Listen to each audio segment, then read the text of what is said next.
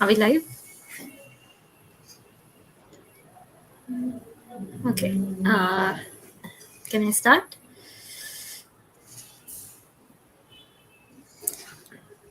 Okay. Hello and good afternoon, everyone. I'm Sejal, an architect, writer, and an editorial contributor to India Art and Design. So I'll be your MC for today's session. Firstly, welcome to this much anticipated roundtable discussion. To briefly introduce our platform, India Art and Design is a online only magazine that connects diverse design disciplines under one roof, thoughtfully presenting one story a day. So our focus has always been on how shapes society, not just as a profession, but as a force influencing how we live, build, and interact with our surroundings. So, in that spirit, today we turn our attention to a question that has been demanding attention. Is India's architectural education truly preparing students for the realities of practice, or is there a widening gap between theory and application? And if that gap exists, what does it mean for the future of our built environment? The numbers tell us that enrollment in BH programs have fallen 41% over the last 6 years, with many institutions struggling to fill even half of the seats. More than just statistics, these are concerns like graduates often step into workspace lacking sufficient hands on skills, and many teaching positions are held by relatively inexperienced faculty. So, there are a lot of senior mentors who bring in critical exposure, but they're often missing or only available in limited part time capacities. So, what does this mean for the quality of education we have today? For the profession's ability to respond to the society's complex needs, for the spaces we are shaping as a nation? So, these are some of the questions that have brought us together today. And to guide this conversation, we have with us Rajesh Patel, who is a principal architect at ARP Studio Mumbai. With decades of experience both in academia and practice, he has mentored countless students with delivering projects that have shaped contemporary architecture discourse. He brings a unique perspective, both as an educated and as a practicing architect, which makes him the perfect person to start today's dialogue. So, Architect Patel, over to you. Thank you, Sejal, for the lovely introduction. I think first I must introduce all the panelists. We have a absolutely enlightened panelists, including students who would have a major role to play in this discussion. Let me invite Shubhangi Sharma. Shubhangi, please introduce yourself. Hello, I am Shubhangi Sharma, currently a final year architecture student in Manipal School of Planning and Architecture. And I think as someone who's just completed a 6-month internship last semester, I feel like this topic is very relevant to me, and I feel like I've seen the gap that exists between architecture education and the professional world fairly recently and in the current market today. And I believe that I represent a generation of students who have experienced both the idealism that draws us to this field and also the reality of what we encounter in practice. And I'm very excited to be a part of this panel and have discussions with such amazing educators and architects. Thank you so much. Yeah. Okay, let me invite the second student, Srividya, please. Please introduce yourself. Hello, everybody. Good afternoon. I think this is an amazing question that we're discussing today. So I'm an architecture student based in Hyderabad, and it's been a week that I graduated.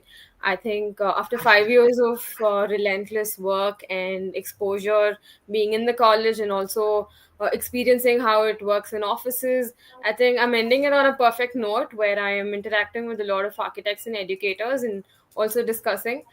So I'm looking forward to the session. Thank you. Thank you. Thank you. We also have two practicing professionals. May I request Darayas Choksi to please introduce?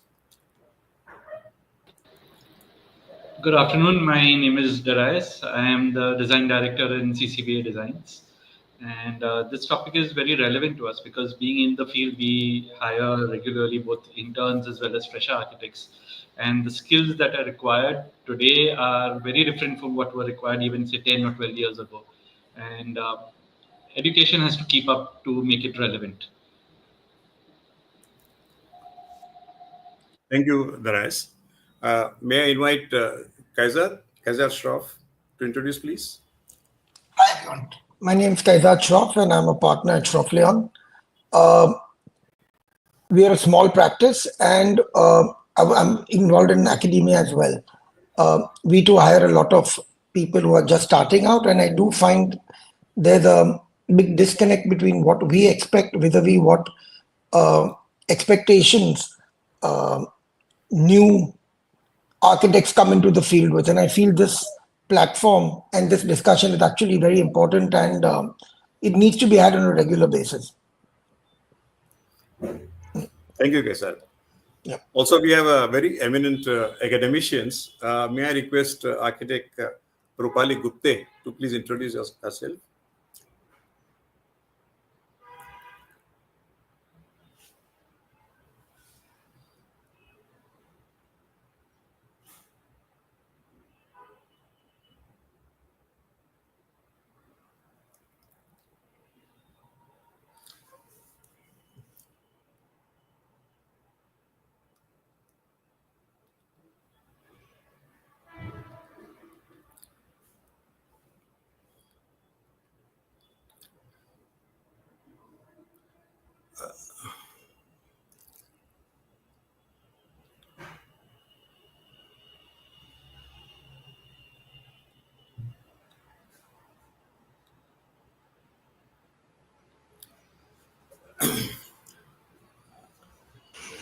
I think while Rupali is still organizing, let's have Geeta Balakrishnan to introduce, please.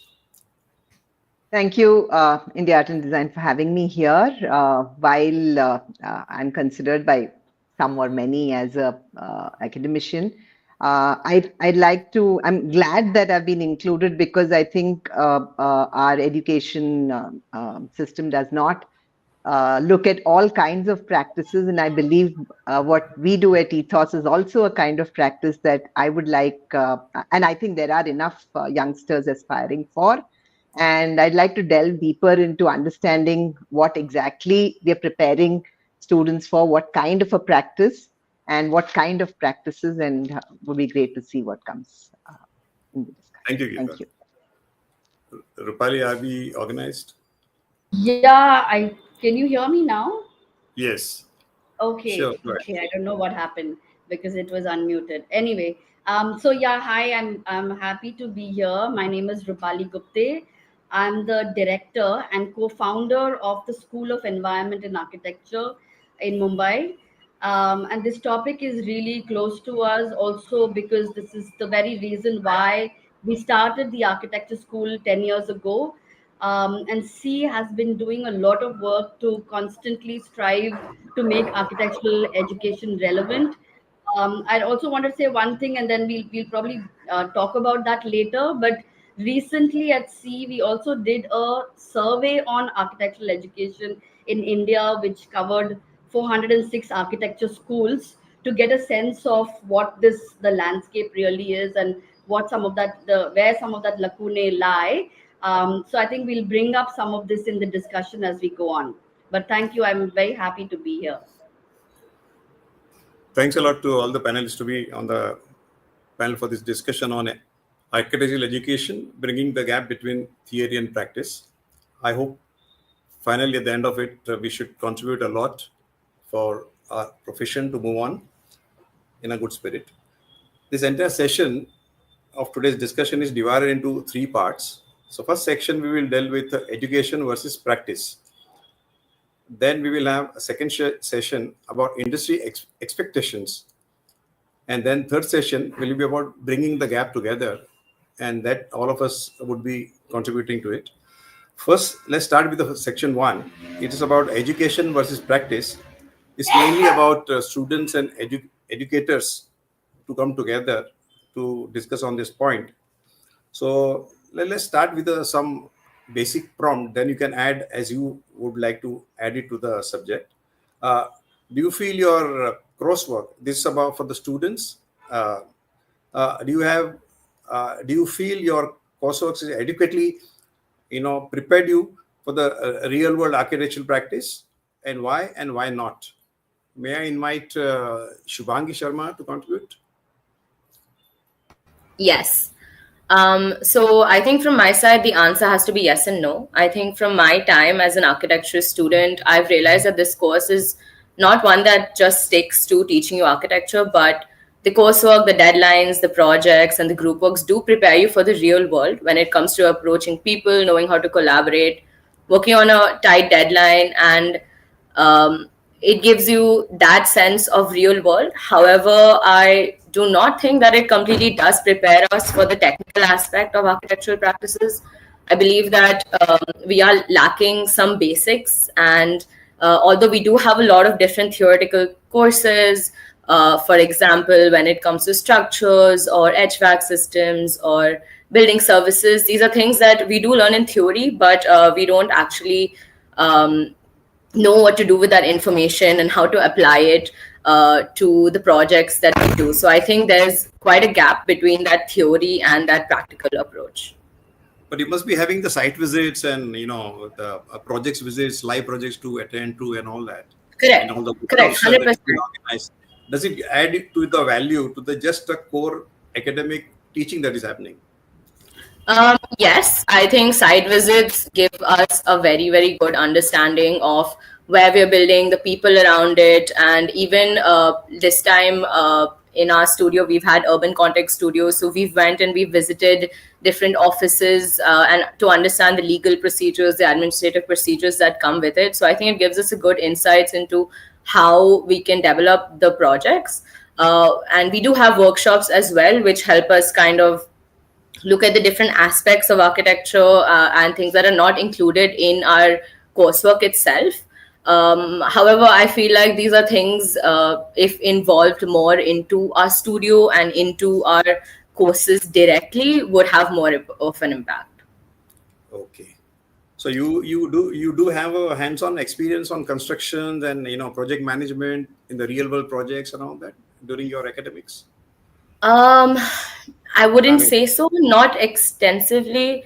Apart from the 6-month internship that we do have, where again our role, especially like obviously having conversation with the rest of my colleagues, our role mainly focuses on making drawings or 3D models, etc. There are a few client meetings from time to time, but I feel like at least for me, I did lack, that structural approach to it, the more technical side of it. When it comes to project management, I think definitely we do have courses. And as I mentioned earlier, architecture does teach us how to collaborate, how to, manage a team and work together. And I think those are important parts of project management. I personally have sought such a role through other organizations, and I've been a part of different executive bodies where I've gotten a chance to explore it myself. But again, these are things that we kind of go into different ways, that is apart from a studio work. And I think as an architecture student, we already have a lot going on, and I feel like if it's integrated into the system, it would be 10 times better. Just a quick question. Do you think this 4 months, 3 months, and 6 months internship is okay, or I think you should have for the whole year so that the entire project you go through it? Because by the time you finish your 2 months, 3 months, or say 6 months, you are out of the project. So yeah, yes, 100%. I agree. I think in our 6-month internship, the first month or two goes into just grasping how the firm works, the different standards they have, and just figuring out, because I think once you go into internship, you realize that there's so much you don't know, and everything that you've learned is so different, especially even the ways that you use your softwares. Everything changes completely, and you have to go in with a completely open and fresh mind. And by the time you start settling in, even when you get comfortable with the architects and your mentors, I think it's already time to leave. So 100%, I think the course that they had earlier, which was a 1-year internship, would make us much more ready for the corporate world and just the professional world in general. Thank you, Shubhangi. Srividya, the same thing, all the same questions. And right. What is your take on I think whatever she's spoken has actually added a lot of value, But something that I noticed, or something that I hear from students mostly, is that in a classroom setting, when we come across different subjects and when we learn different subjects, each of it is actually taken in with respect to just the subject.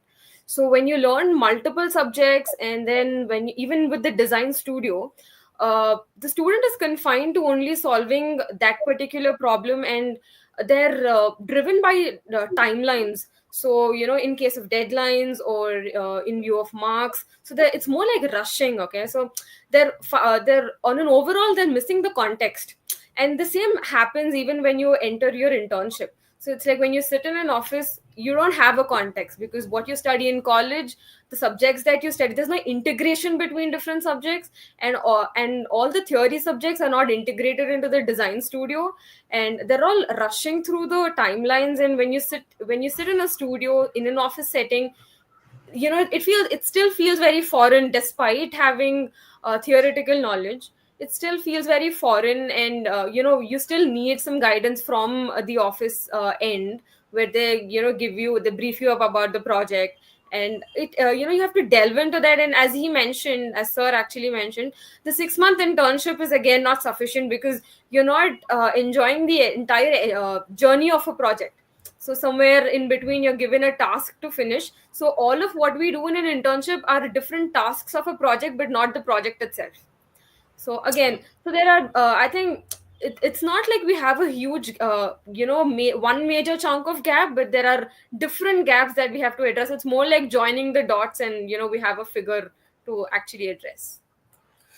Just a very quick question. Do you think your internship, not internship, your final thesis could be a major project where you tie up with your internship programs that you've done in your offices wherever you're gone, or you take that particular architect as a mentor to do your thesis in absolutely detail with all the MEP consultants and all the landscape consultants, everybody working together on your thesis. Because I've seen many of you prepare a thesis, good presentation, but what you're looking for, the in-depth knowledge about real life and your academics, that merges very well if your, I think, thesis project is taken much at a larger platform. Do you think so that works? Absolutely, I absolutely agree with you, sir. Because I think when we talk about thesis, we have to start from the very selection of the thesis topic, because you have to understand why, the very reason for doing a thesis, why you are given the liberty to actually choose a project on your own and work on it for 6 months. The fact that the project has to be sustainable, and the context that you're actually addressing to, I feel that a lot of students do not have the exposure to actually understand why why they have the liberty to choose a topic. Because a lot of students come up with different reasonings as to why they choose a thesis. Because as you mentioned, there will be exposure from their internship, probably some inspiration from one particular professor, could be a particular subject as well. But the integration is missing. And when the integration is missing from all the subjects, I think the whole context is lost and the purpose is lost. Yes, I mean, we might be able to somehow fulfill the idea of thesis by submitting a good thesis, as you said, with the presentation and all of that, maybe even the technical details, but the essence is lost somewhere. So I think students or fresher architects, they realize that once they start attending interviews, and once they're cross questioned from different perspectives, when they attend interviews or somewhere, that is when they think back and actually question their thesis, which is long gone. So I think, yeah. Yeah, because as an architect, if I receive any new entrant for an interview, and if they show me this thesis where your landscape designer is worked on it, your green building consultant is worked on it, various all the consultants have worked on it together, even graphics design, for example, all that is put together. If you present to me, then I feel very confident that a student has an overall perspective of the project as it should be done. And then maybe that designer may not be working in that detail in his own office. So if all the student presents their thesis in a completely completed way, like any professional project, I think that would be fantastic. Good. So let's move on to now the input from our educators. May I invite Rupali on the stage? Yeah, hi. Hi.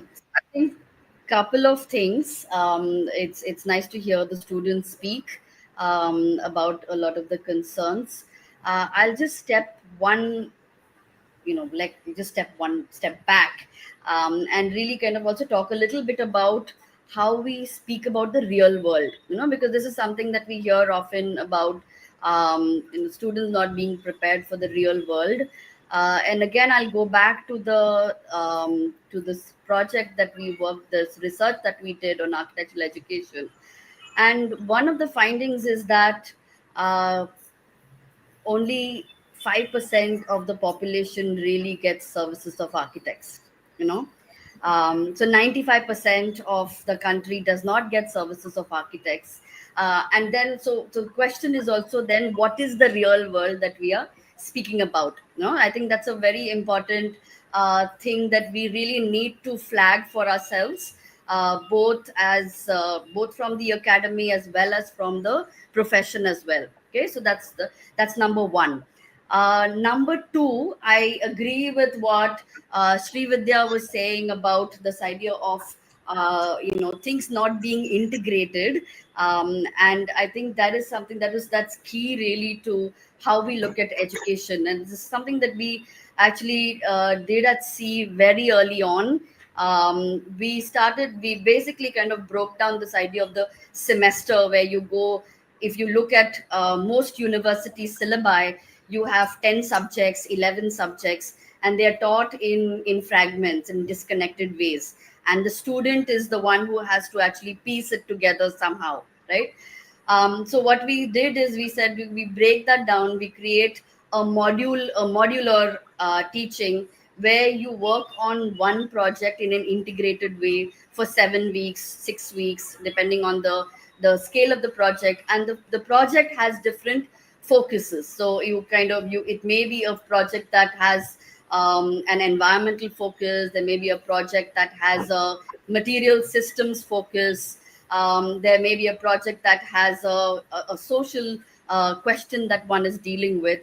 And so that is a focus, but they're all design studios. Okay. And in the design studio, you have integrated questions that are theoretical questions, questions that are design based, and also technical questions that are integrated into it. And this is something that we found very, very useful, where you then don't fragment things and get the student, put the onus on the student to put this together.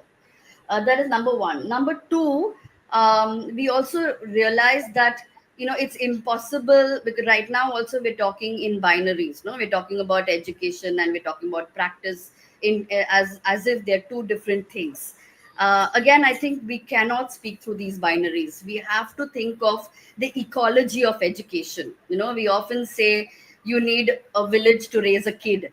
And there are certain things that you can do in an academy. There's certain things that you can do in a profession, in the office, in the field. And so one has to look at an integrated education where it's different kinds of people educating students. And again, for this, you require a different way of organizing the curriculum itself. Some of these older ways of looking at semesters where you're only in the studio, and then there is internship, which is 6 months or whatever.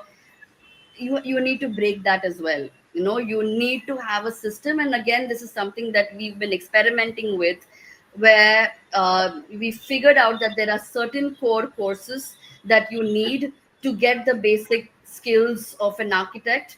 But after that, you really, then there are certain modules, because the teaching is also modular. It's possible to do that, where you have certain courses which are specialization courses, certain courses we call allied studies, which may not have a design component. Specialization has to have a design component, but you expose students to various kinds of practitioners who have invested themselves in certain long questions. So students work with landscape designers, with product designers, with community-based practices, design practices that work very closely on the ground with communities in a participatory design mode.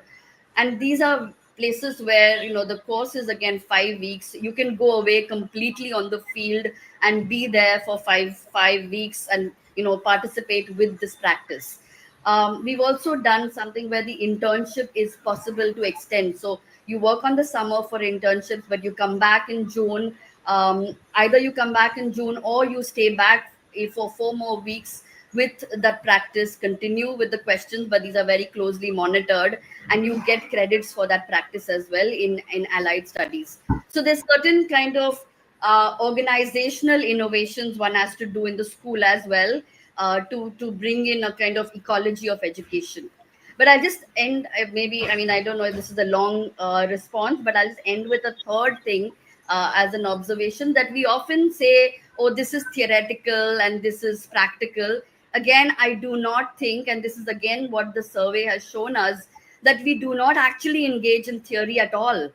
I mean, what we really land up doing in theory is maybe looking at some, not even looking at practices closely in terms of what they're doing. We do not have any humanities training in the syllabus. We studied again 406 schools and umpteen number of universities. There is no humanities training at all. What goes under humanities is a very old syllabus where one is actually learning Greek and Roman architecture. So there are no questions where one is really kind of looking at very, very pertinent questions of gender, but pertinent questions of caste and how they are implicated in space. And these are very, very important questions which we are absolutely not training students with. We do not have a course on ethics. We'll end up teaching professional ethics, which is really kind of, again, I mean, basically kind of working for clients to make sure that contractors don't cheat you. But really, ethics is much larger than that. There's a professional ethics that one really kind of works with, where you also train students to understand who is the custodian, who is the client. Client is not the one who's paying you. The client is really, your custodians of the environment, your custodians of society, and so many more things. So I think just end with one sentence, that I think we cannot really mix education and vocation. Okay, you're trained in a 5-year course. It's not a vocational course, it's an education, and has to be a much rounded education, where you're really first learning to be a human being, second, a professional, and third, a leader who is really kind of able to understand that society is changing rapidly, and the ways one actually then engages in society, the skills that one picks up and learns and becomes really good at, are very different from what really is taught as a baseline. And that's something that students have to be tuned, and really kind of, we need to create a fire in the belly to be able to engage with this. So I'll just end with that. Thank you. Thank you. Your take sounds as if you are in the practice of medicine. You learn, you learn medicine and you attach with the hospital. You go to the hospital, treat the patients, come back, learn the theory, go back. And after 5 years, your doctor is ready to practice. Forget about internship. They do go for internship, but absolutely ready. So how do we make our students of architecture ready to practice? Before that, of course, 1 or 2 years, like you said, you engage in the different aspects of the designs, and practice is going on around you, and then you make up your mind where, in which direction you want to take it. Excellent. Can I invite Geeta Balakrishnan? Yeah. Geeta, thank you. Yeah. So do I dive in, or are you going to put something specific to me? Go ahead. Just address, yeah. So it was really nice to hear Shubhangi and Srividya, articulate so clearly on, as in what they were pursuing, the lacunae they felt, and of course Rupali was on fire and talking about fire in the belly. I think one thing that I'd like to, while yes, fire in the belly for students is extremely essential, I think we'd also need to talk about fire in the belly for all students. And very often our curriculum, kind of caters to or has a system wherein, I mean, not Rupali was fantastic in the way she articulated on what they do at C, but I'm saying very often our curriculum, which is, the typical framework, caters to bringing out architects who are all probably similar. It's like a cookie cutter type of learning that we currently have.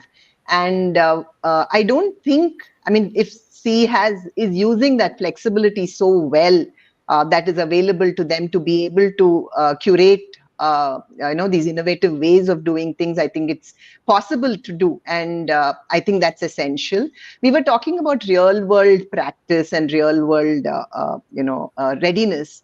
I think again here, defining what that real world really is also essential, and what does a practice mean? And this is something that has been being talked about quite a bit, on how we tend to sometimes glorify, while yes, it's a course on architecture, but we tend to glorify those that are following quote unquote mainstream the practice format, and not giving equal importance to all those who actually go to make this universe. Whether it is, we talked about writing, communication, there are so many others who actually feed in.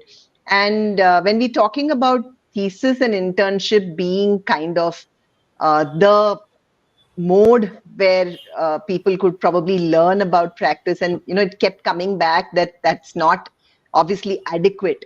And I did see someone write a comment also about how it's essential to do it every semester. Right now there is no real feedback loop from built projects to the studio, so students don't really get to see how their ideas would actually behave in the world. And my walk, various walks have probably with students have taught them more about the users, about the empathy, about the need for civic interaction. And so hence I stress a lot on the need to go outside the classroom and learn at every stage. Site visits sometimes, like the young ladies were also speaking about, is sometimes skimming the surface. They're not necessarily involved in total depth. So how do you create long format engagements on site? Need not be in one visit, but over a period of time, to understand material choices, labor logic, contexts. And I think it's extremely essential for students to interact directly with the rural, urban, low resource context. We were talking about only 5%. Rupali was mentioning that the survey threw up 5%, and that's something that we at Ethos also keep talking about. That only we are the reason there is so much attrition in architecture is also because there are only so many people who are using architects, but also because we are not doing justice to the many in the classroom probably who want to pursue the allied courses, and we are not prepping them for being ready for those kind of practices. I think it's extremely important for hands-on experience as well, and there are we've been creating through Ethos scope and opportunity for colleges to take on a real life project as a learning opportunity. Building pavilions and signage and things like that they do, but even if you look at any construction happening on a college site, and this is something, I'm not taking a particular college as example, but I was at a college and we did see a construction site on the campus. And then when you look at the labor camp there and you see in the appalling state it is in, so you talk about ethics that Rupali was addressing, and then you talk about it happening on your campus and you don't even notice it. Could that be a design problem where over a week you design and build a labor camp for the construction happening on your site? I think there is limited flexibility in the curriculum, but for experiential learning. But I think it is something that we can take advantage of. There needs to be a huge change in the way our syllabus is, without a doubt. But we can take advantage of the limited flexibility. I think empowering educators to connect with practitioners, while, like the students were saying sometimes it's left to them to carve their path. And students like Shubhangi and Srividya probably do it very well. What about the many others who are maybe not so forthcoming, who do not have that skill to, push that envelope? What do you do with them? And colleges like C facilitate it maybe, but not all colleges. Is the curriculum, can it be more practice oriented? It should be more practice oriented. Just going and spending time there are a lot of college visits happening.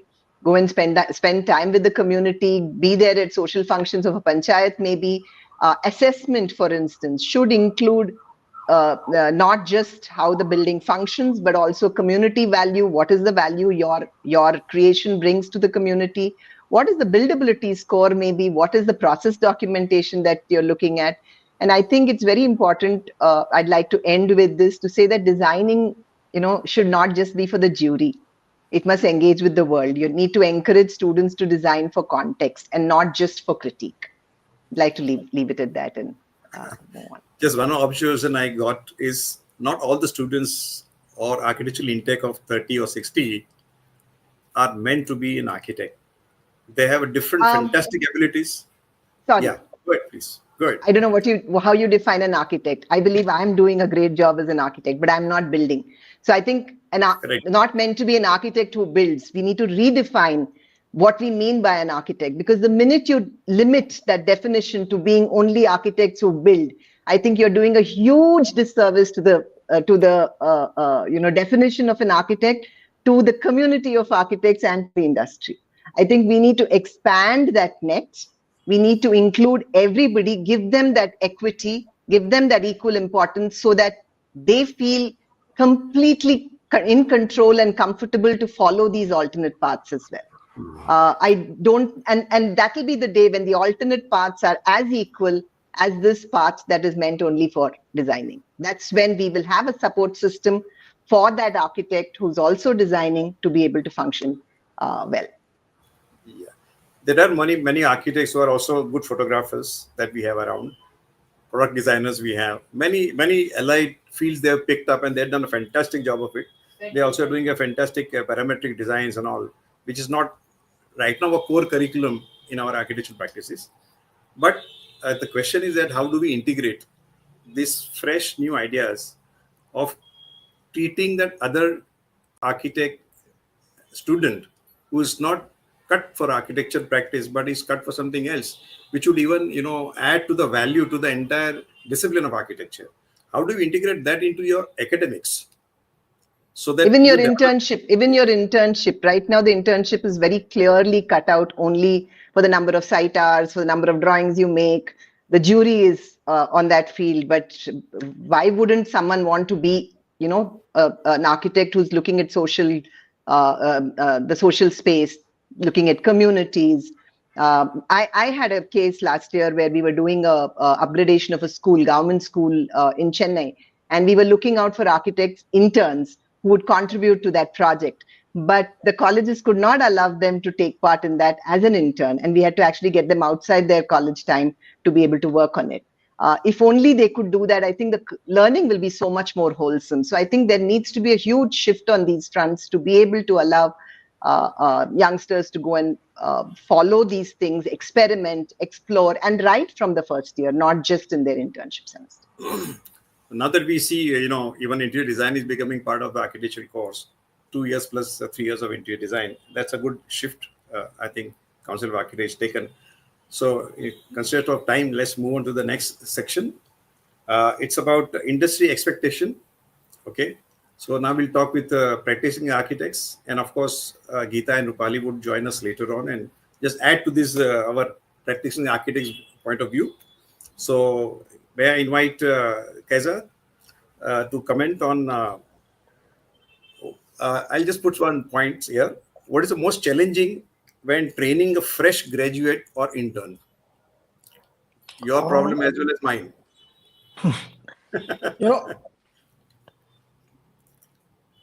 I just want to take a step back first. I would, this discussion is on bridging the gap between architectural education and architectural practice. what an architect is, what he can do, what is the practice. While these are important questions, uh, I would like to believe that's not the crux of this conversation. This conversation, at least in my mind, is for the mainstream architects. It's for the people who have joined architecture school for to build. Yep. That is again not to say that if you're looking at sociologically, you're looking at allied things like product design, you can't. It's not equally valid. But I would like to restrict our conversation to architects wanting to build and be architects in the traditional sense. Yeah. Uh, what I expect out of people that join the office and students is not really any practical knowledge. I don't expect them to have any technical knowledge. Um, I genuinely believe that is something you can learn. If you're fairly intelligent, you can pick most technical things up within a matter of a few months. I think schools need to teach students how to think. That is something that I find extremely lacking. They need to teach students how to think. They need to teach them how to have a clarity of thought, and which comes out in a verbal clarity, which in my mind is extremely lacking. Simple instructions are not being followed simply because there's a lack of understanding and clarity. So I feel that's something that schools should educate the students on. I also think schools have a responsibility to tame down expectations of what an architect is and what an architect does and what realistically 99.9% of people are going to be doing. Schools tend to romanticize the notion of an architect. You are made to believe you can change the world. While that may be true for an extremely small percentage of people, I feel most of us are going to be doing mundane things for the rest of our life. And I think that comes as a huge reality shock when students leave academia and enter practice. They are working on massive projects, thinking they're going to come out and design, community centers, sport facilities. And the reality is when they come into practice, they're probably going to be doing toilets and window schedules for a fair amount of time. And that's what gets a lot of them dejected. And I feel it's partly the school education's fault, because that's what you're going to be doing most of the time. And I feel that's a big reason as to why so many architects sort of leave. They get into product, they get into project management. So many of them get into real estate, or some just completely leave, and start some kind of a business, because they are led to believe the profession is one thing, while the realities of the profession in an office is something completely different. Yeah. So, as I understand, in academics we prepare dreamers, but we don't want the daydreamers that academics prepares today, because tomorrow when they come out, they totally fail in terms of their expectation. I think of the unrealistic expectations are set. They're not realistic expectations of what real life is. What is your suggestion how to get into academic something which can meet expectation of an architect or architectural practice when they come out? What should be improved in terms of academics? I do feel there should be. I do feel, firstly, things should be a lot more cross-disciplinary.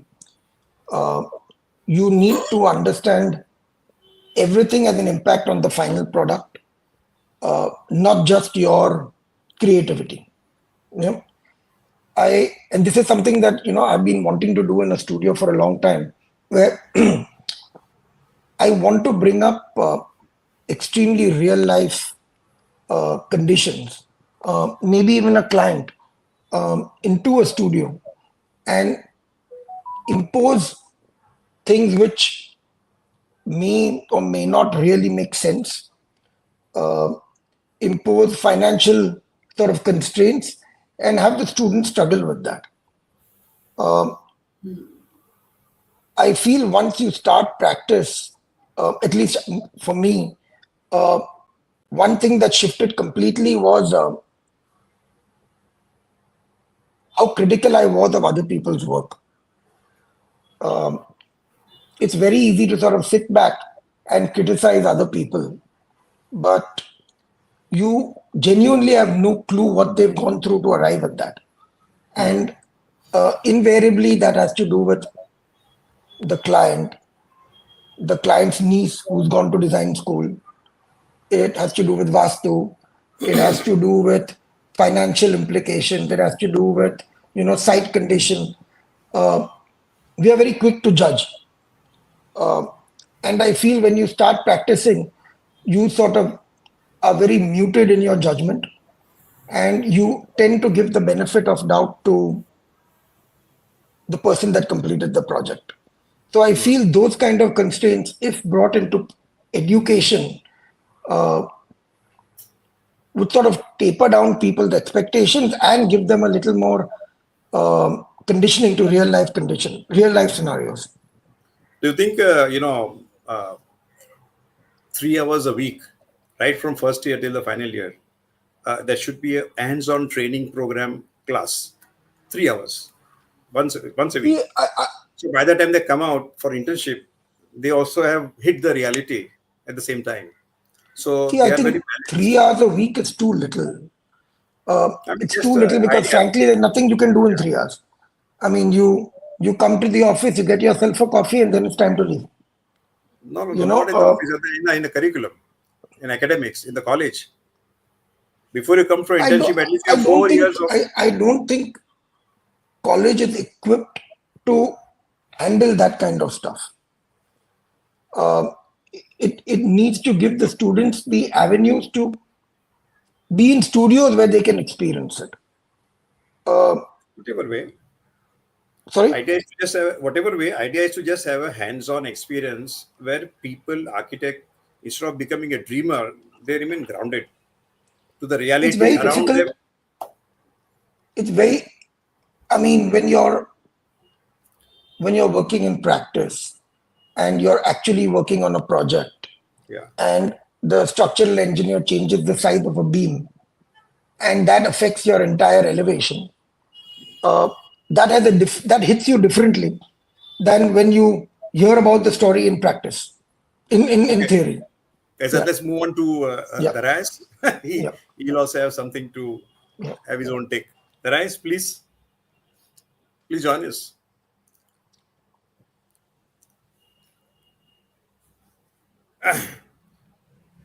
May I invite Darais, please? Yeah. Darais. Good evening. Good evening. Heather, I think you hit the nail on the head when you said that the college should not sort of create the student and make him out as such. What the education has to do, especially in a field like architecture, is just create the base by which the student can develop, by which the avenues which he chooses for, the type of work he goes for, the type of internships he takes, they are used to develop that student further. It's not like medicine where we have one Bible and that's true from the first year to the 10th year. Every firm works differently, every studio works differently, every person thinks differently. What the education field has to do is just create a base, a very strong base, and a large base by which the student can pick up and go into the internship.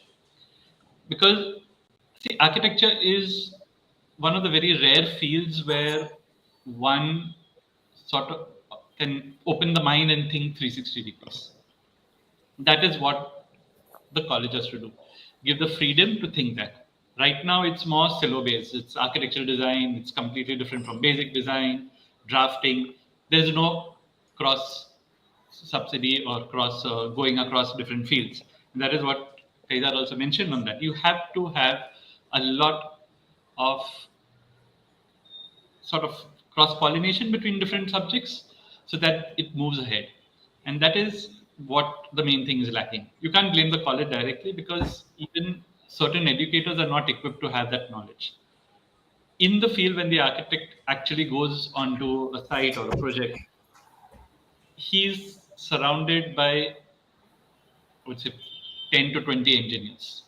There's no other architect most of the time. The engineers with structural, MEP, PMC, you say them, they will all be there. How does the college equip a person to A, fight for what his dream is realistically? A, it has to be legal within the framework of what the site is, how the rules are, budgets, clients' requirements, all these. And when that is done, and the person, unfortunately, it's not taught in college at that way, and when person comes to the studio, he ends up doing basic drawings first. Other things that have to be taught in education, maybe post the internship or before, is something they have to be taught about contracts. There are many people who start work and then they come and say, no, I did this design and the client is building it and he's not giving me any money for it because they don't know about legalities. There's no contract done to safeguard their interests, and we call ourselves professionals. There is nothing on ethics. All these things come into architecture as a whole. There's nothing on speaking and writing. Architecture is a way of portraying what's in one's brain, one's design, putting it on paper and transferring to a third person. You're selling an idea. These are the things that have to be taught by an education institution. What can be taught by that person does the internship is more on how to develop it further. What happens in when we go to juries and all, people come with projects which are, I don't think 10 architects in India would have ever done that scale of project. They come up with huge things, say 10 airports which are super huge, and they waste a lot of time on doing details on that because not only they not know how to approach a project of that scale, even the people who are guiding them may not know on that scale. So that is something which education has to put into place at the very early stage. That what is an architect, and give him a realistic thing. An architect is an architect. Out of 100 architects, one architect will be a design architect. There are other 99 architects who will do works in various other fields. Out of that, 50 will actually become architects. The other 50 take parallel fields. But you get a lot of confused people these days. Whenever they come for internship also, or when we go to colleges and discuss with them, they're quite confused because what they've been told is what the hat of architecture is. And when they're actually coming and wearing it, it's more like a mini topi to speak of, which doesn't even cover everything. And that gap has to be done now. How the college comes into it is something very different. But obviously, in practice, when you come in, you have to know the reality. They cannot learn on the job. You can guide on the job. But that learning process has to happen behind. Okay. I think I'll invite our academicians to whatever you all have said, how to integrate vis-a-vis the academics and the syllabus and training. So may I invite Rupali to please say something about this, your take on connecting these two opposite poles.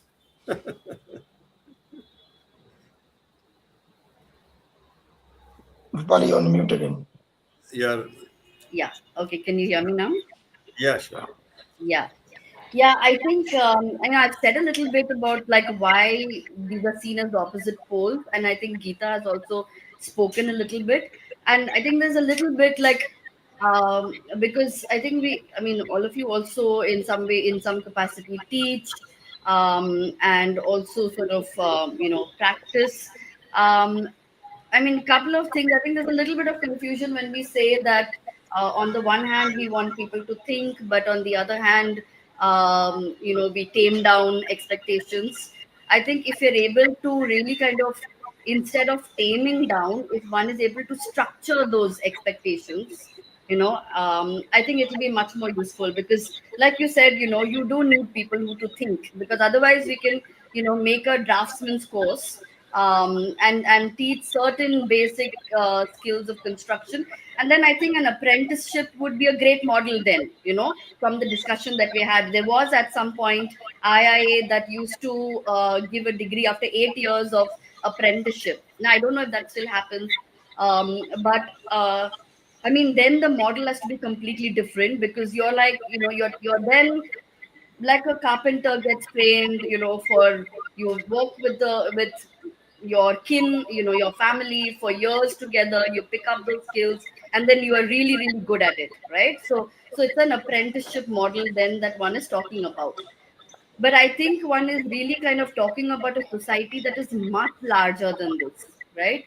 And so then I'm not sure if taming down helps, or really kind of actually expanding much more helps, and like I've said, all of this, I do agree with the limitations of the current ways in which we organize time, we organize space, where things are separated in studios. There's a whole other ecology outside which is different. How do we kind of bridge the gap? And I'll give a couple of examples. We've been collaborating with Hunar Shala, for example, and this is again a practice that came out of really sort of concerns of from disaster, really, like Bhuj, the 2000, the disaster that happened. There's an entire practice that got set up not as an individual practice but an ecology, where they're working, training artisans, working like real world, working on the ground. But it isn't possible to have an individual practice that is engaging in sort of a creative pursuit, but one had to create an entire ecology for that. And that really was also addressing that 95% that we're talking about, but through design, through really, really, I mean, really real world, through beauty, through construction, through engaging with people, through community participation, all of that, right?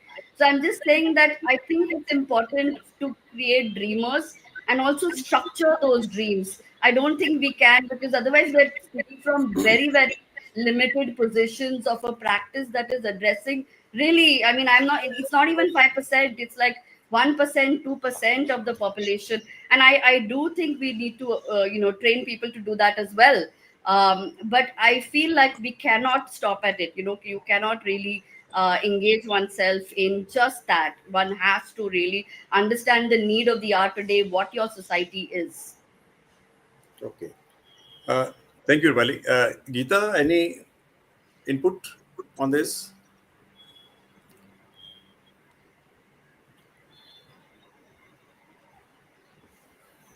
Geeta, are you there? Backstage. Yeah, here I am. I was waiting to be added here. So I think, like Rupali said, we have an online learning platform called AceEdge, which was set up well before COVID as an online mode of learning. And it's now does a lot of hybrid things. And Hunar Shala is one of the partners that we had to look at that ecosystem. But we also had someone like Darius, for instance, who actually became a mentor for a college in Chennai, who was they were designing an institution. And so we took the experience of a practice to the college, and Darius spent a good 8 weeks, if I'm not wrong, 2 hours every week helping the faculty set the brief, taking them through the entire program, looking at their student work, critiquing the work, and giving feedback. So I think that was a very valuable, and we have various such, because Darius is here, I'm talking about the experience with Darius.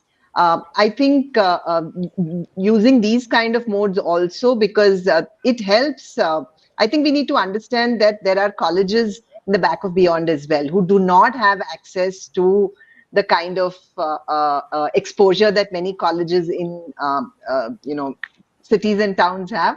But at the same time, I think cities and towns miss out on the advantages that a college that is remotely located has in terms of its exposure to communities and people that they could leverage. So I think that's one thing, that how do you take practice. One other point that I'd like to bring up is we've been also noticing this trend of many architects who are just graduating also becoming part of a college and a faculty. And I don't think there's anything terribly wrong with that. I think the college needs to structure the teaching system as well. We are also working on an initiative where we would request firms such as Kaizad's and Darius's maybe to actually allow or curate a learning program for the faculty as well. Understanding program. So they spend maybe 3 days going through a small program with a practice to understand the problems of practice. So they're able to kind of also mentor their students adequately. That's something that we are working on. I just wanted to say that there are various ways in which we are trying. I don't run a college I'm not part of a college or an institution like Rupali is. We are an outside the classroom learning platform that helps bridge that gap. And we are trying to find the problems and find solutions for them through certain innovative ways. Thank you, Geeta. We already started my third section of how we can all contribute to bridge the gap between the architecture education and syllabus and all put together, and how we can guide our policymakers to adapt what we are trying to say, which will enhance not only the education part, but also the discipline of architecture. In the long run, it will be beneficial to eventually all. So let's start answering or giving us suggestions to the today's topic, and what we can do as a suggestion. Then let people can pick it up. We will see. So how do we? What are the concrete suggestions we give? Let's start with maybe Darius first. So, see, one of the main things that one needs in practice, and one that doesn't come from the current type of education that we have, is cross-disciplinary approach.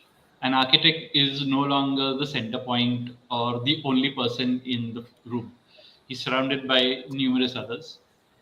The architect, though, is the only person who can imagine what is going to be. Everyone knows it as a part of an animal. One will say it's a leg, one will say it's the tail. The architect knows what is going to become. So, give the importance to architecture, but to the student first, he has to get their basics correct so that they can sort of pick up which field they want to go into and then develop it up further. That is what education today is. There will be many other things post that, which could be at a later stage. One of the other things one has to look at, very important, even I don't know where it is, NEP is going to come. And once NEP comes into it, you get a Bachelor of Architecture degree after 3 years. Now, where or what does it fit into all of this is something which architects as a whole and council also would have to sort of take a clause, because 3 years is nowhere what BArch degree is worth. Do you think 3 years plus 2 years of training will work? Then you give the degree? 3 years of academics and 2 years of training under some architect. That would work as a package? That should. Before the degree is given? That should. You would need at least, I would ideally say 2 years. Even summer internships should be made compulsory to a large extent, because it could be the same. The college could tie up a summer internship, not necessarily the student, so it happens somewhere close by. But you would need that, because you'll be able to see every 6 months how that project that the person has seen in that studio has progressed, or it's completely stopped. So that is an evolution which students will be more realistically lined up to. And 2 years, yes. I don't think many countries allow architects to be called as architects unless they practice after the education. most of them have at least 4 or 5 years and then another test before you can be called an architect to practice, because it's not that you directly go into the field and start designing, which many people are doing today. And that's where the field is sort of dropping off, because the quality is not equal. That is where Okay. it's the issues. Thank you, Darais. Kazan? I think something that schools can do is maybe after the first year itself, you allow students to have an internship to let them really understand what being an architect is. Because even, I mean, something as simple as sitting in an office for 8 hours, 9 hours, just sitting on a table, looking at a computer screen, going through drawings, it takes a lot of discipline. And if it's something you feel you are not cut out to do, you don't feel compelled to stay. Because I feel as architects, quite often people have gone through 4 years. They do their internship and then they're like, you know what, I really don't like this. And that's when they decide to change. I think a little bit of real world experience, a bit early into the education, would help people to take that decision a few years in advance and save them, some time. I feel that's something they should do. Also, I just want to say one thing about something that Rupali said about schools being there for dreamers. I'm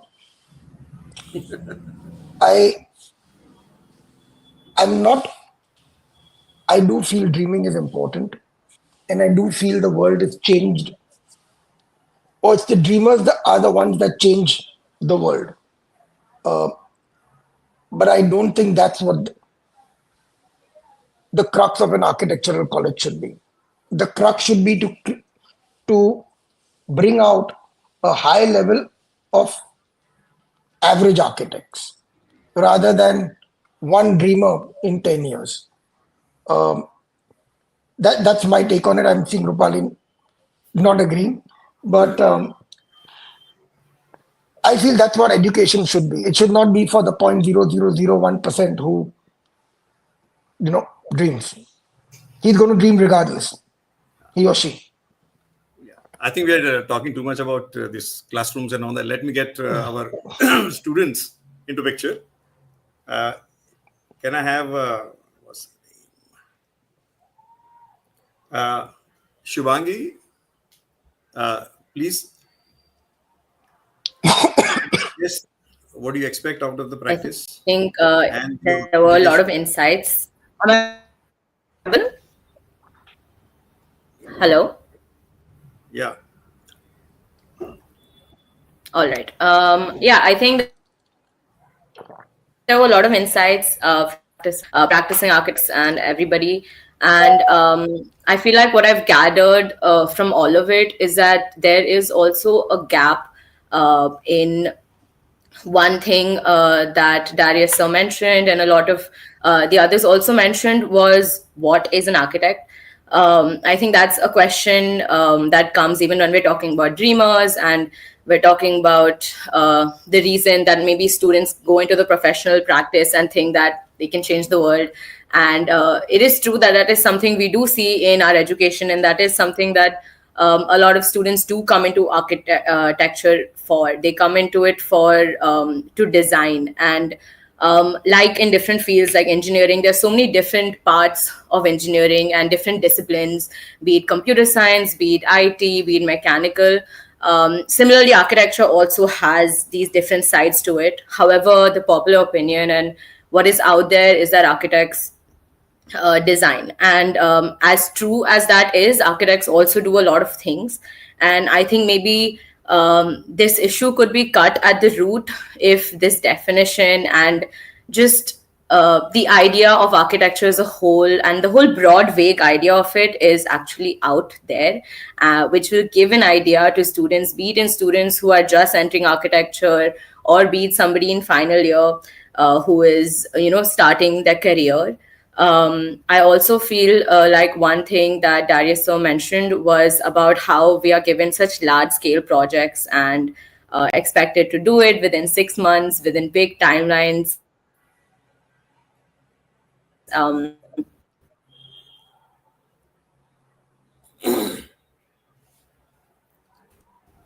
Hello.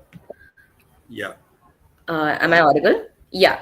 Yeah. I've had friends who went for exchange programs, and the kind of projects that they work on are small, but they are projects that they are involved in every part of it, right? And I feel like that is so much more important than building a huge residential complex for like almost 2,000 people or 5,000 people. I feel like those are certain gaps that we really need to figure out ways to go about it. And I think overall, if we really can define, and not even define, obviously architecture is vague, it is a big world and there are so many different types of things that are done. However, I feel like this information is not out there. I also feel like the involvement of educators and practicing architects with each other is something that is also very important overall. Thank you so much. Thank you, Shumangi. Can I invite Srividya? Yes, I think I have. Can I ask you one question? Yes, After sir. you come out of the college, in next 3 years or 5 years, if you want to see yourself a successful architect, what in turn you would like to have taught in the college? I think we have to understand the idea of flexibility, because when we actually understand the studio environment, we have typically in colleges we have senior professors and junior professors. And when it comes to senior professors, it's almost been, on an average, I think it's been 10 or 15 years that they've been in teaching. The day they step into the studio, the dynamic in the outside world is different from what it is today. So how well informed are they about the current dynamic, and how are they contributing it to the students? That's one part of it.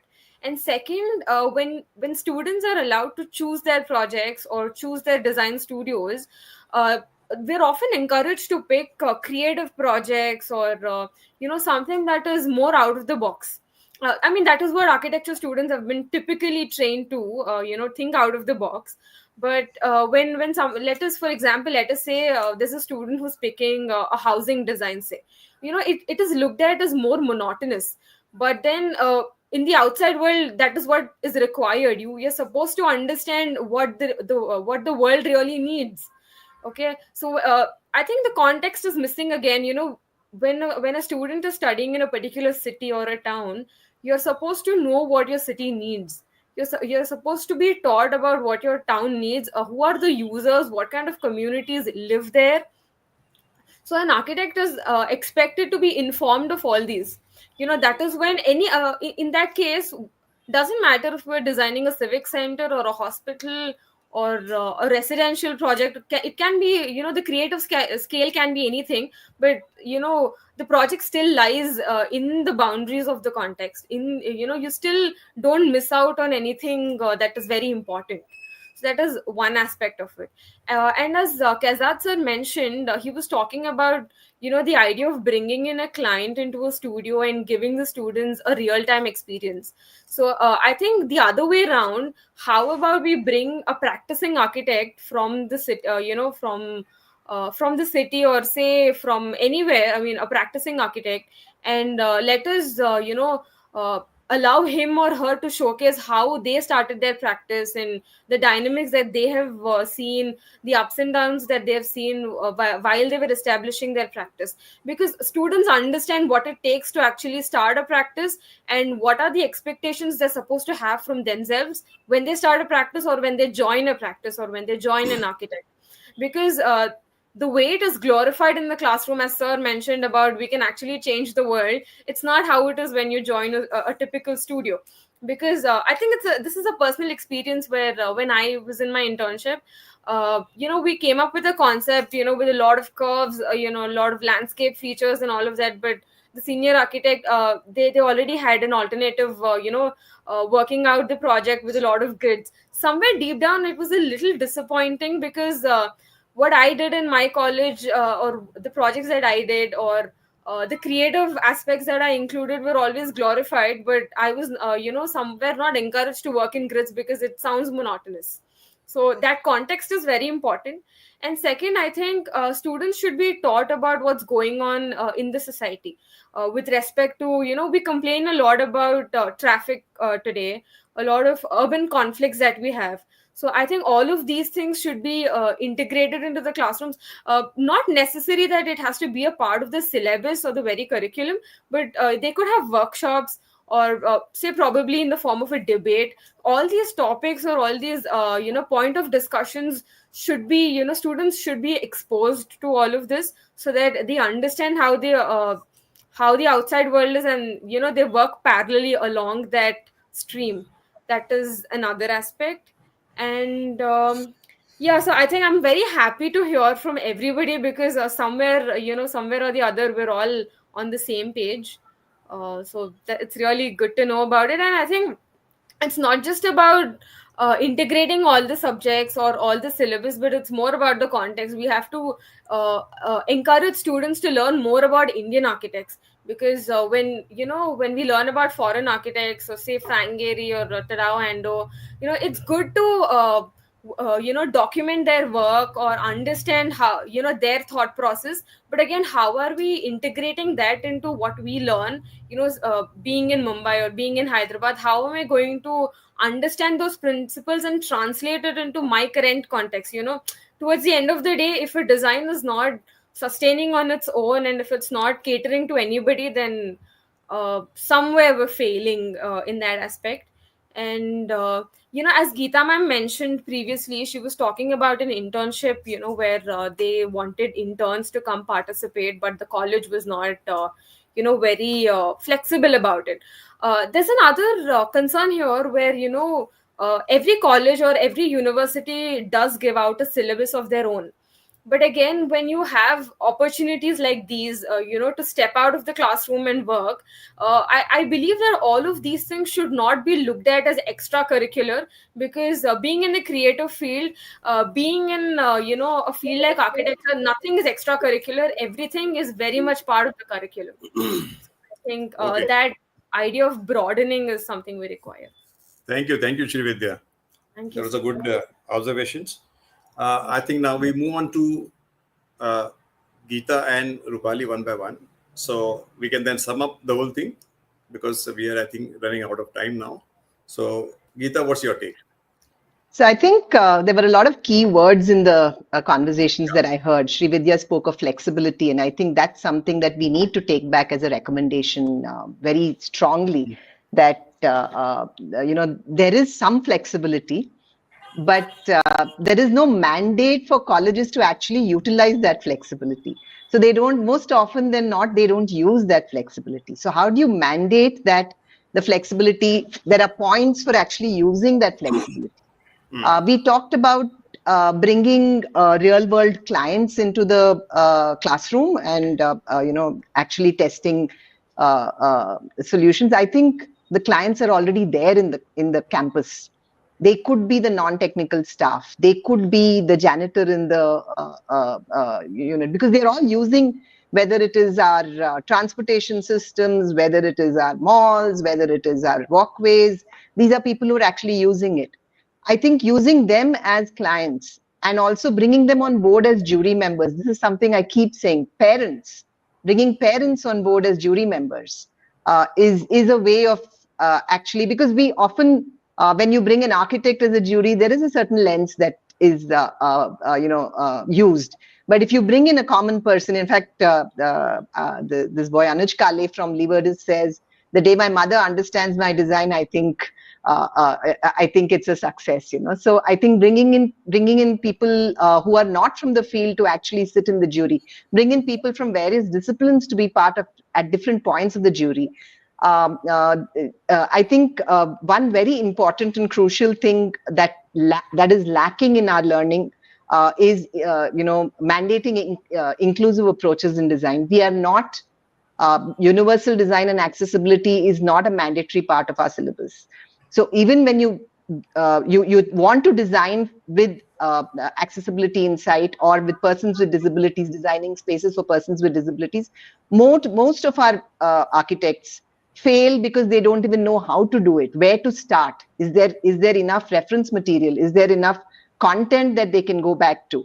And we've been creating some of that content. So how do you so it needs to be a holistic change that needs to come about, where you're talking about even sensitizing, as far as, I mean, if you're talking about, she spoke about how many people know about the different aspects of architecture. Honestly, how many people outside our field know about architecture? How many people know of architects? So how do you bring that into the consciousness of people? Is by going to people, being with communities, talking to communities as part of our way of learning. And I think that's when there will be that give and take with the community, and I think there will be growth. One other thing I think which is very important, Rupali will probably agree, is sharing. um, Open source information. There's so much that each of you as colleges do. You collect, you research.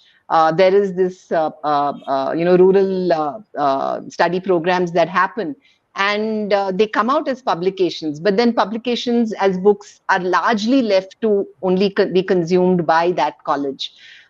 We are looking again to make this an open source online repository where all work can be accessible. And context is what Srividya was talking about. I think very rarely do we see a college that is an expert in their own context. Like a college in a certain setting, are they experts in that, at least designing for that setting? Of course, they should not be restricted to that, but they should at least begin with that. So that's where I would leave it and allow Rupali to speak. Thank you. Rupali, very quick comments. Very quick comments. You are muted.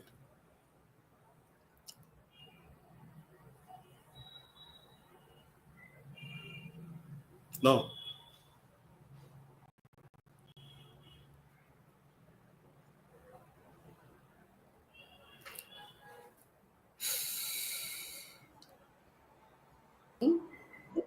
Yeah. Okay. Okay. Okay. So, no, I just, okay, very quickly, because a lot of this has been covered, and I agree with a lot of things that the students have been speaking, particularly about context. I don't think one really only needs to know about Indian architects. Okay, I mean, we've been doing this archive building of architects in South Asia. And I think that is really, really important, because otherwise the access that we get is only through Arc Daily to, contexts which are completely out of your own, engagement. And so I think that's one thing. The other thing, flexibility, I said that earlier also. I think we have to take that, the possibilities that one can actually, work with, really creatively construct the course so that we can create this ecology of education too. And the third thing, I think, to bridge, one really has to look at a back and forth. It's not about only schools learning from architects, but also architects learning from schools.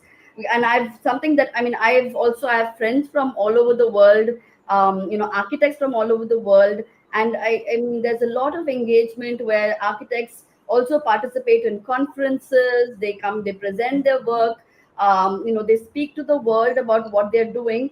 And I think that is really, really important, because otherwise we're creating this insular space where, society doesn't know what we're doing, and why architects are relevant at all. And this is really what I think is the crux of the bridging, because otherwise we are becoming so insular that then nobody takes you seriously. You don't have clients who pay. Students and interns come, young architects who come get paid very little. And it's really this kind of, it's a snowball effect that we're creating. So I really feel that I don't think it's about dreaming. It's really about what is it that one is engaging in. What is this world that one is really kind of participating in, and what is the crux of what the discipline is actually producing for the society. I think that is very, very key. We really need to bridge this gap, and because this gap otherwise is this big chasm right now. So Yeah, I think, and otherwise, I feel like there's a lot. I mean, I agree. I think everybody comes from the same place. One is really interested in teaching students and really kind of getting them to do well and be really good at what they do. I just feel like that definition of what they do really needs to be little sharper, and schools have to structure their curriculums. Today, I like, if you look at curriculums, there's no structure in place. There is no structure where somebody is really, okay, this is what I need to teach and what are the steps in which I teach it. We spoke about archives. I think it's also important for architects to open up their own archives of practice. We don't see any drawings in the open source. Everybody holds them up so close to their hearts. Big architects share their archives with, abroad. And really, that's something that is so important. I'd have to stress, it's an ecology of education. If you really, there's certain things that you can do in a school, there's certain things that you can do in practice, and it's really important for both of these to work together. So I'll just end there. Thank you, Rupali. Thanks a lot for all the eminent panelists here. Shubhangi, Srividya, Darayash, Kaizad, Rupali, Geeta, excellent, and thank you very much. I think we'll have to open this session for question answer from the audience, and then we'll wrap it up. Yeah, Sejal, anyone, or we just conclude? Okay.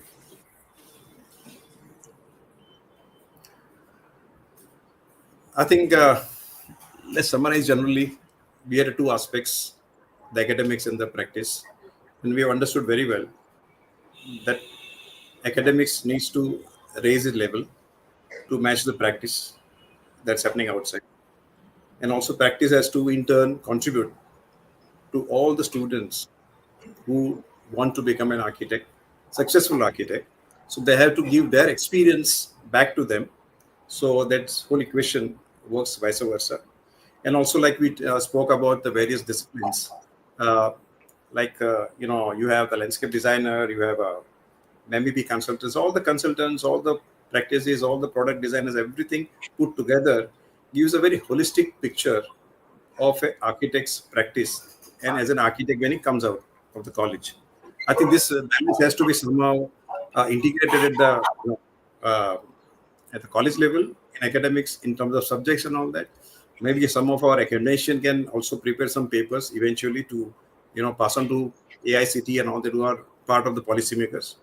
And also, like Geeta said, she's working a lot on social relevance. I think some of the architect practices should make sure that they take this platform also,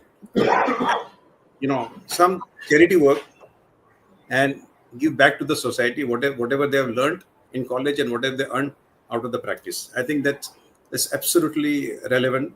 And also then only the architects will become more and more relevant to the society, known to the society. I think that is the final fulfillment as an architect, as an accomplished architect one should have. And I think this curriculum thing is a very, very dynamic process of, curriculum cannot be rigid as of today because so many things are, changing. Like we had a drafting board. Now we have computers. Then we have a AI generated thing and also all sorts of softwares and all that. So the whole face of practice is also changing. So the teaching also has to change. It has to also resonance or echo the current development that is happening in the practice of architecture. Now that is very, very important. So the curriculum has to be dynamically, keep changing so that it addresses the current need of an architect and the practice. So I think on that note, I just would like to add one more thing, one more subject rather. We're doing one project in Singapore. My local architects, I told him that we don't understand what is available in the market in Singapore, but we will definitely prepare something that is available in India, and you find out some similar stuff over there. And also, of course, you have to prepare your tender and all that accordingly and the specs. He told me a very simple thing. that in Singapore, architects doesn't have a right to prepare construction documents. There is a separate discipline called QS. It's called quantity surveyors. They are by qualification, they are quantity surveyors and they are registered with the government, and only their submission works. Like an architect submits the building proposal, these people submit their QR proposal. So all the tenders are prepared by them. I was very happy. But the whole idea behind that whole concept was that one man who knows the market, he knows the value of things to be given, and also he knows the practicality of the stuff, and he understands the project and translates into a reality of whatever material is available in the market today and in the right cost. I think this kind of a transparency, if it is built, that would be another aspect that can be taught in the college. And that's just as a parallel, just a thought that came to my mind. But thank you very much, and I hand over the Sejal, the course of things. Sejal. Thank you, Architect Rajesh. That was very, very good. I really enjoyed this conversation, and I'm so glad to be a part of this. Now, I would like to invite the editor of our magazine, Savita Hira ma'am, to just give you a thank you note.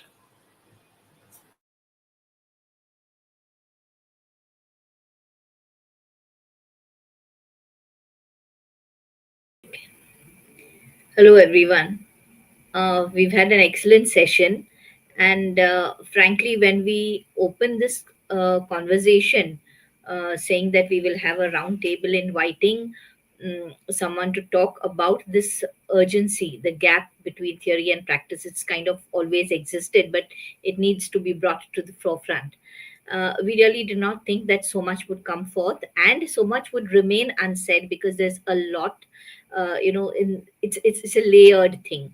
So there's a lot that has been left unsaid due to probably a time constraint, and of course with having different people on board, there will be different perspectives that come through. So let this not be a conclusion, but let us treat this as a starting point of a deeper collective effort to rethink how we can prepare the architects of tomorrow. Like it was said, we need to look at the entire ecology of architecture, which includes the education, the real world problems, various disciplines being integrated, and working with an inclusive approach. After all, design does not exist in silos. So the need of this hour is definitely pointing to a huge shift, a shift in keeping with the changing dynamics of an evolving society. And as it was also said, we should perhaps have this dialogue on an ongoing basis. With the subject being an evolving one, this is perhaps a necessity. On behalf of India Art and Design, I extend my gratitude to each one of you today who's made this roundtable possible. Firstly, I would say a special thank you to our MC, architect Sejal Mengji, because it was her idea and that this initiative has sparked this entire discussion. So thank you, Sejal, for bringing this up. Our mentors, architect Rupali Gupte, Kezad Shroff, and architect Seema Puri Mulan, who's not here with us, but they have helped us structure this conversation and bring all of you on board. Uh, our heartfelt appreciation to each of the panelists, the educators, students, and practitioners who have lent their time, perspective, and experiences so openly. Your insights are what has made the session truly meaningful. A sincere thank you to our moderator, architect Rajesh Patel. You did a fantastic job, sir, for steering the conversation with clarity. And finally, to my team at India Art and Design, because the work behind the scenes often goes unseen, but it is a foundation that makes these initiatives possible. So, thank you once again to our audience, and thank you to each one of you for joining with us, engaging with us, and affirming that this conversation matters.